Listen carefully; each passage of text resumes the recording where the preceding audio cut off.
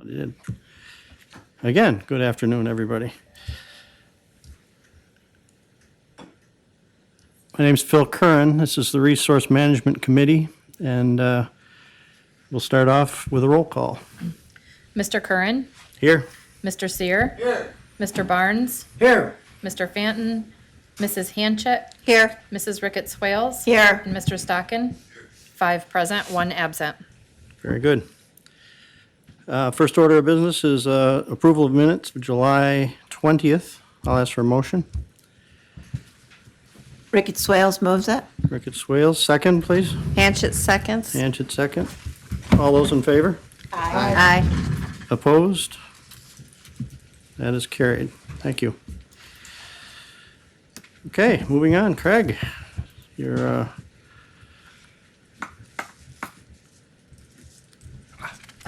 Good afternoon.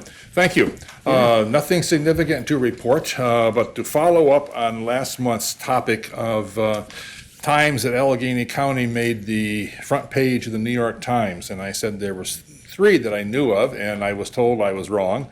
And I've got to do some more research on that one. The first time, supposedly, and I just threw it out to you, and I know you were sitting on the edge of your chairs to know the other stories. So today's story is July of 1938, when the Sinclair Oil Refinery in Wellsville caught fire. And for those that are not familiar with that, which is logical, it was some of the refinery buildings are still there and dilapidated condition, and some are still being used by Alfred State College Wellsville campus on South Brooklyn. So you can obviously tell the buildings, et cetera, by going down there and visiting the campus. The fire burned for 3 days. It had to be literally snuffed out by foam when they brought railroad car loads of it from the fire truck manufacturing industry in Elmira, and that's what eventually put the fire out, and the fuel source burned up. They simply closed valves going to it. And then what that has to do with us today, to a certain extent, is there was no DEC back then in those days. The EPA didn't exist until Carter came along. And you can imagine the tremendous amount of chemicals that were used in the refining process. The oil from our area is a paraffin-based oil, so it needs a great deal of chemical work beforehand to remove the paraffin, which is a byproduct. So they just simply closed their eyes and deposited their junk wherever they want. And that resulted in a 5-year massive cleanup that was the sixth worst cleanup site in the nation, and the first one, bad one, and biggest one in New York State. And when it comes to oil residue, leaking oil tanks, responsibility for cleaning them up falls on the shoulders of the current owners, who in many cases had nothing to do with the initial placement of the chemicals. So that's one of the problems facing many places in Allegheny County. So I just had a nice brief talk with our IT boss, Keith, and he said I can take pictures on digital, send them to Brenda, and they can be on the screen for subsequent months. So that could be good. It could be bad, because you put a picture on a screen with me and I might be prolonging your meetings a little bit. So we shall see. So anyway, back to the other 2 times. Well, the first time supposedly was in 1927 when we made the front page of the New York Times. Town of Candiadia. If you stop in at the Amity Barracks for our state police on Route 19 North, you will see a monument there. The only time that in New York State Police history that 2 troopers were killed in the same incident on active duty. And the monument was originally dedicated when they had the state police barracks there on Bolivar Road outside of Wellsville, and I have pictures of that dedication. So maybe I'll show those sometime down the road. The other time was, third time was the unfortunate case involving the DA, which was a very nasty case, and I'm not wild about getting into it, but I will mention it. If you want to talk to me on the side, we will talk. So Michael is over there grinning away. He knows some of the details. It was less than pleasant. So with that, I thank you. We'll see you next month. All right. Thank you, Craig. Thank you. Always a pleasure. And moving on, I see Scott Torrey is not here. Brian, you're up. Happy to get out of that corner for a minute. All right. Good afternoon, everyone. I did get my report out to you there, so I did give that update. County Fair went well. Again, that's Traffic Safety Board, so it's a lot of the other side of my position, but I do get to see a lot of kids, a lot of families while I'm there, so I'd like to report back on that. Met with ACASA, have a date for the SAD conference, which will be October 28th. We're going to be doing that, still finalizing kind of some of the when and where and who's going to be there. Those things are all falling into place pretty well, but it's not at the point where I'm going to announce anything here and hold it to it because it could still change. But we will be focusing a lot on vaping. That's still a continued issue in schools and the communities for the youth around here, so we're going to be looking at that a lot. As far as the Safe Harbor program, I did complete some training that we had to become a trainer for the CSEC, Commercially Sexually Exploited Children training that they offer to kind of introduce people to the Safe Harbor program, to give some support to people. We have trainers that already do that program. They were just kind of looking at who could do this training, train the trainer, so that if they needed somebody in a pinch, somebody couldn't make it.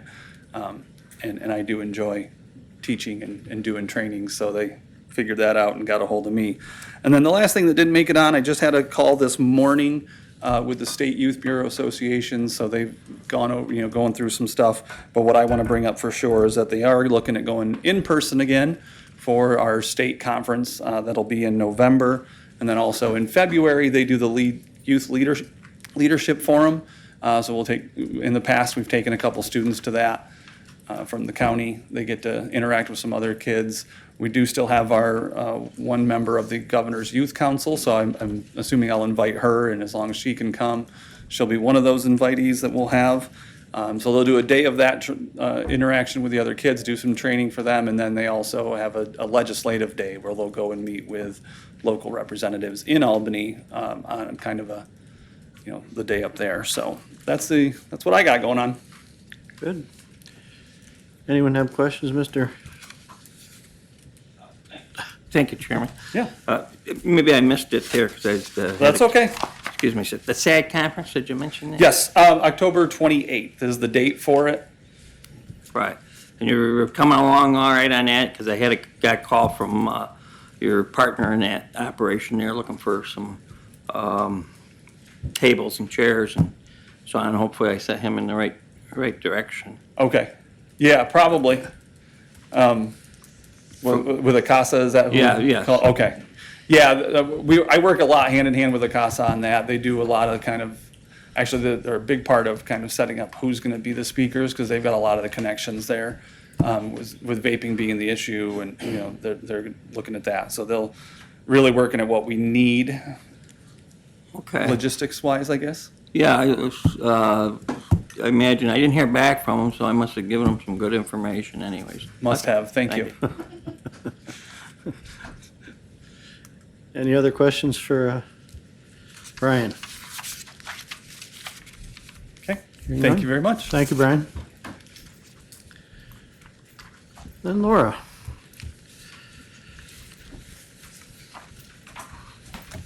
Hi there. Hello.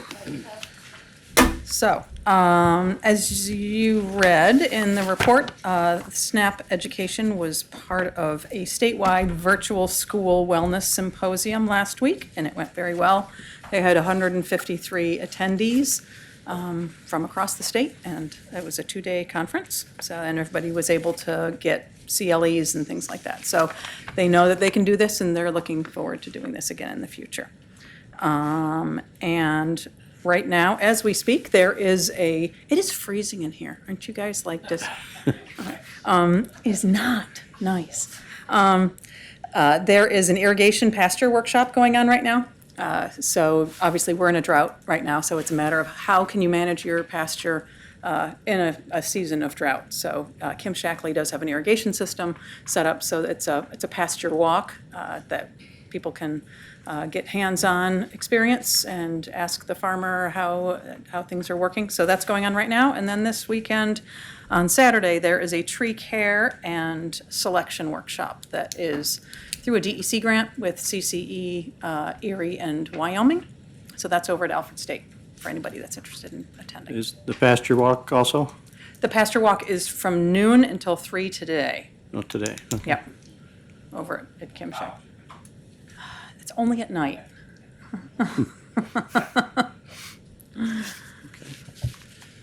So those are the highlights, clearly. Does anybody have any questions? Any other news on more fires at food production places around the country? I have not been informed of anything like that. Okay, might want to check into it a little bit. Okay, And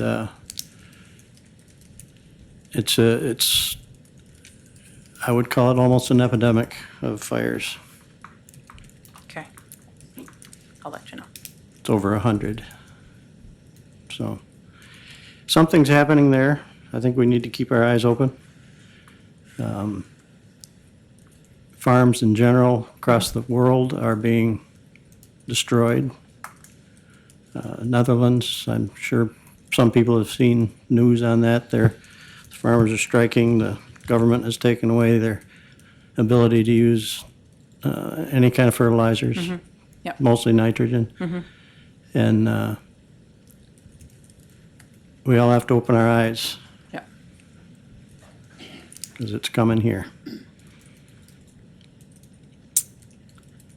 Any other questions for Laura? Go ahead. Yeah, Laura, I'm on your board, but what's the latest on a new home? We're still in the process of looking and determining how to fund that. No decisions have been made that I'm aware of. No, we'll be talking about that at our next board meeting. Okay, Yeah. thank you. Laura, I just wanted to relay from a lot of people who've said how great you and your staff are and all the services you provide. So I just wanted to let you know if they haven't thanked you themselves. Excellent, thank you. Thank you. Anything more? I thank you. Thanks.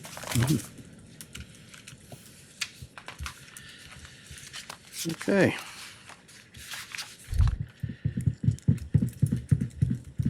Old business. New business. Good of the order. I'll ask for adjournment. I'll make a motion to adjourn. second it, Barnes. All those in favor? Aye. We are adjourned.